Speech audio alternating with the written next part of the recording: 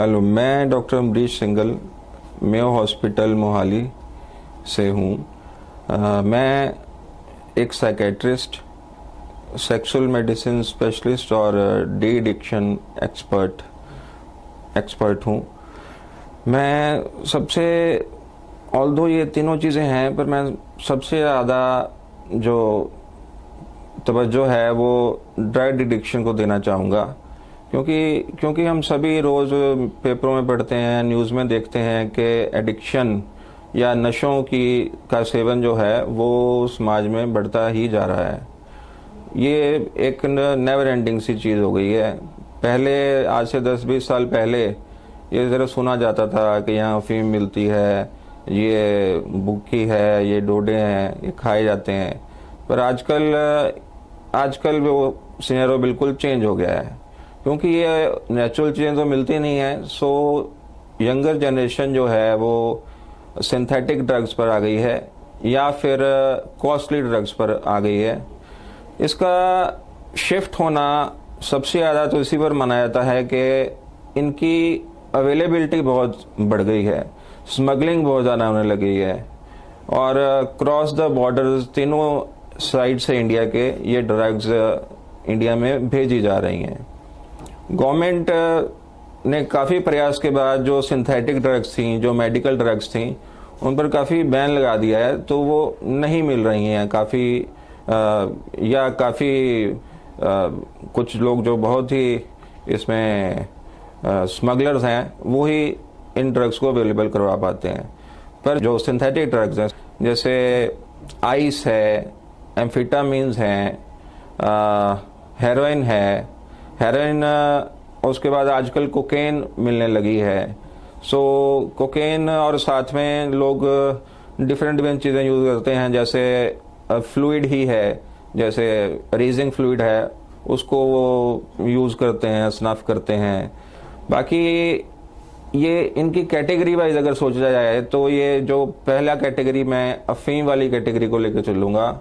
अफीम वाली कैटेगरी इसलिए है कि इस कैटेगरी में सारी ड्रग्स में अफीम का सत होता है। जिस तरह के पेन किलर कैप्सूल जैसे प्रोक्सी बनाया करते थे, वो इस कैटेगरी में है। इंजेक्शन फोर्टविन है, इंजेक्शन बुप्रेनॉर्फिन है, कफ सिरप्स हैं जिसमें कोडीन इन्वॉल्व है, वो भी एक अफीम का ही पार्ट है। और अफीम का जो फ्रूट है, अफीम का फ्रूट, उसको पीस के जो भुक्की बनाई जाती है उसको भी लोग बॉयल करके खाते हैं। उसमें से अफीम निकलती है, अफीम का पानी निकलता है और वो अफीम जैसा ही असर देती है। और इसमें चीज़ें हैं, टेबलेट्स भी आती हैं जिसमें कि अफीम का रस है। जिस तरह के बुप्रेनॉर्फिन की गोलियां काफ़ी जगह पाई जाती हैं। फिर उस पे जो कॉस्टली ड्रग्स इसके बाद आ जाती हैं, जैसे स्मैक, स्मैक ड्रग है। स्मैक को और रिफाइन करके हेरोइन बन जाती है और उसको और रिफाइन करके कोकेन बन जाती है। कोकेन को आप गर्म करके इंजेक्ट भी कर सकते हैं। सो ये आजकल के जनरेशन में काफ़ी ज़्यादा यूज़ हो रही है। कोकेन काफ़ी कॉस्टली ड्रग है। जिस तरह से हम समझें कि अगर 1 ग्राम की ड्रग है तो उसकी कॉस्ट 5,000 रुपये के करीब है। पर इतनी कॉस्ट होने के बाद भी टीनेजर उसको कैसे यूज़ कर पाते हैं, ये यहाँ पर सारी समस्या शुरू होती है। इसके क्यूरोसिटी से, जैसे आजकल की पार्टीज़ हैं, टीनेजर्स पार्टीज़ बहुत होने लगी हैं, तो वो पार्टी का हाई या मज़ा लेने के लिए अगर कोई फ्रेंड ये ड्रग ले आता है तो बाकी के 4-5 फ्रेंड्स को वो टेस्ट करवा देता है। टेस्ट करने के बाद जिस तरह की फीलिंग है वो अपने आप में ही एक ऐसा रिवॉर्ड देती है ब्रेन को। उसमें आदमी खो जाता है, एक नए ही वर्ल्ड में चला जाता है कि उसको फिर जो टीनेजर वो भूलते नहीं है। उसको फिर से पाने के लिए वो ड्रग खोजते हैं, ट्राई करते हैं कहीं से मिले। और क्योंकि वो कॉस्टली है तो वो अपना सारा पॉकेट मनी अपने घर से इवन वो चोरी भी करना शुरू कर देते हैं। पेरेंट्स के एटीएम से पैसे ले लेते हैं। सो मच सो जिनके पास अगर कोई ज़मीन जायदाद भी है किसी लड़के के नाम, इसमें ग्रस्त होने के बाद वो अपनी केसेस देखे हैं कि वो अपनी ज़मीनें या जायदाद बेच बेच के अभी ड्रग्स लेना शुरू कर देते हैं। इसका नशा इतना ज़्यादा घातक है कि कुछ ही सालों में आदमी अपनी फिजिकल और मेंटल ताकत जो है वो खो देता है। ना तो वो पढ़ाई के लायक रहता है क्योंकि, और ना ही उसमें शारीरिक ताकत बचती है कि वो कोई फिजिकल टेस्ट दे सके, कोई किसी स्पोर्ट्स में जा सके या मिलिट्री वगैरह में ट्रायल दे सके। सो इस तरह से, जिस तरह से बताया जाता है कि ड्रग्स आदमी को ऊपर से नीचे तक खोखला कर देती हैं, वैसा बिल्कुल सच है।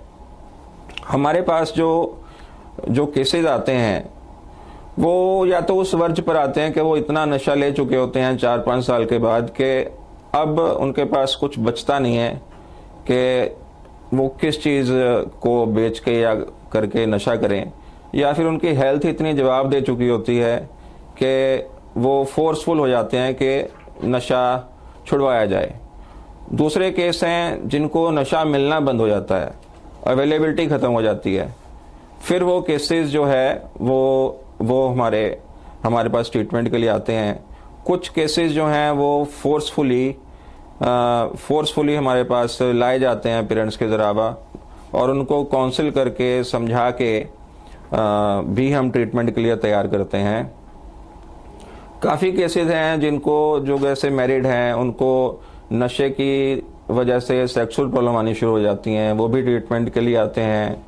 कुछ केसेस हैं जिनको नशे की वजह से दिमागी बीमारियां हो जाती हैं, जैसे कि डिप्रेशन, शिज़ोफ्रेनिया, जैसे पागलपन की स्टेज में ही पहुंच जाता है, वो अपना पूरा मानसिक बैलेंस खो जाता है। वो केसेस भी ट्रीटमेंट के लिए लाए जाते हैं। आप इनकी अंदाज़ा लगा सकते हैं कि ये नशे कितने घातक हैं और कितनी परेशानी क्रिएट कर सकते हैं। इसी कारण जो आजकल की सोसाइटी है उसमें मैं देखता हूँ कि लगभग 50 से 80% लोग ये चीज़ ले रहे हैं। कुछ थोड़ी ले रहे हैं, कुछ ज़्यादा ले रहे हैं, पर अगर इतने परसेंटेज के लोग नशे को टेस्ट कर रहे हैं। इसके बाद जो सबसे कॉमन ड्रग आजकल निकल के आई है वो है भांग। भांग का प्रोडक्ट है हशीश को अगर हम लोकल लैंग्वेज में बोलते हैं तो वो है डोप या चरस भी इसको बोला जाता है। पंजाबी में बड़े जैसे पहले पिया जाता है, इसको सूखा कहा जाता है, सिगरेट में डाल के और उसका जॉइंट बना के उसको सिगरेट की तरह ही पिया जाता है। कहने को तो ये प्लांट है और पुराना इंडिया में बड़ी देर से चल रहा है। योगी या जो साधु लोग हैं वो भी इसको पिए देखे जाते हैं। पर अगर इसका सेवन एक क्वांटिटी से बहुत बढ़ जाए या एक समय ही बहुत हैवी क्वांटिटी में आप इसको पी लेते हैं तो एक बार ही पिया हुआ ये आपको एक दिमागी बीमारी में पहुंचा सकता है। ऑफ कोर्स ये बाकी की तरह लग तो जाता ही है और बाकी नशों की तरह ही आपकी सोचने समझने की एबिलिटी और फिजिकल स्ट्रेंथ को भी खा जाता है। इन तरह के सभी नशे हमारे यहाँ हॉस्पिटल में ट्रीट किए जाते हैं। हमारे पास एक government approved de addiction centre है जिसमें कि हम एडिक्ट्स को ट्रीट करते हैं।